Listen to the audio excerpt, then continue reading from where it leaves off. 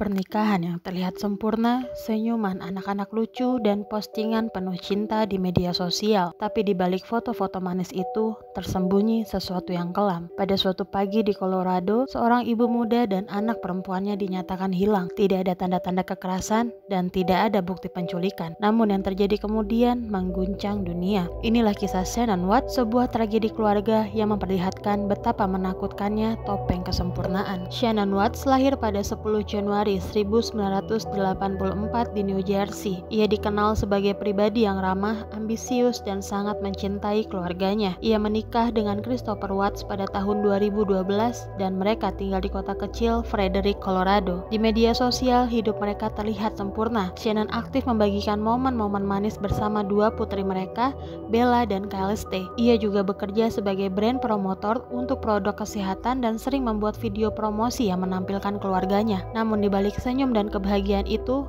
rumah tangga mereka mulai retak. Chris mulai menjauh, ia menjadi lebih pendiam. Shannon curiga dan ia mulai merasa ada yang tidak beres. Pada tanggal 13 Agustus 2018 pukul 1:48 pagi, kamera keamanan merekam Shannon pulang ke rumah setelah perjalanan bisnis dari Arizona. Ia diantar oleh temannya Nicole Atkinson. Namun keesokan paginya, Shannon tidak menjawab pesan atau telepon. Ia juga melewatkan janji ke dokter kandungan karena ya, Shannon hamil anak ketiga. Nicole merasa ada yang aneh. Siang harinya, ia menelpon polisi dan memaksa Chris untuk melaporkan Shannon dan anak-anak mereka sebagai orang hilang. Petugas polisi datang ke rumah keluarga Watts pada siang hari tanggal 13 Agustus 2018.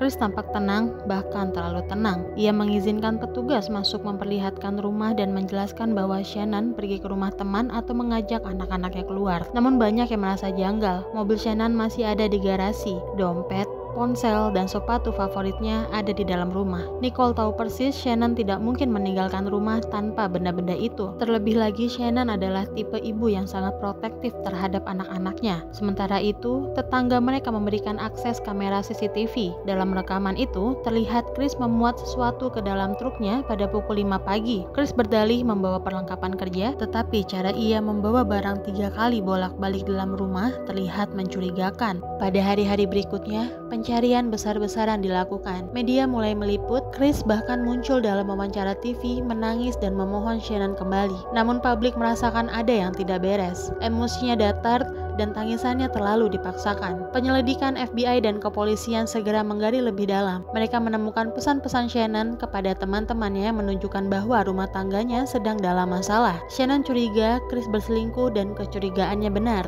Chris ternyata mempunyai hubungan dengan rekan kerjanya bernama Nicole Kessinger. Ia mulai menjalin hubungan gelap sejak awal 2018.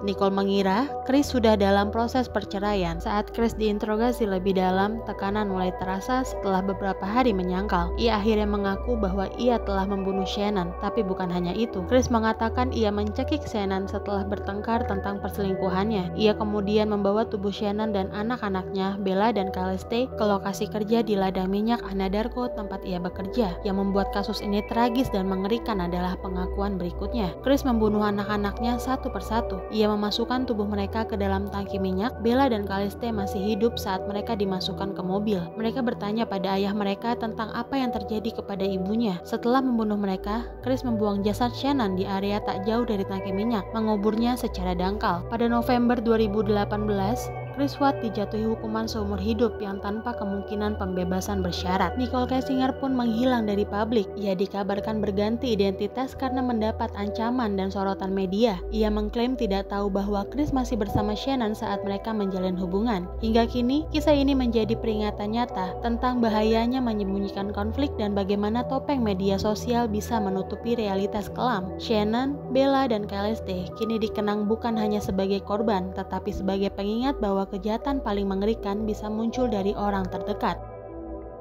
Terima kasih sudah menonton video ini. Jangan lupa untuk like, subscribe, dan aktifkan lonceng notifikasi agar tidak ketinggalan kisah nyata lainnya.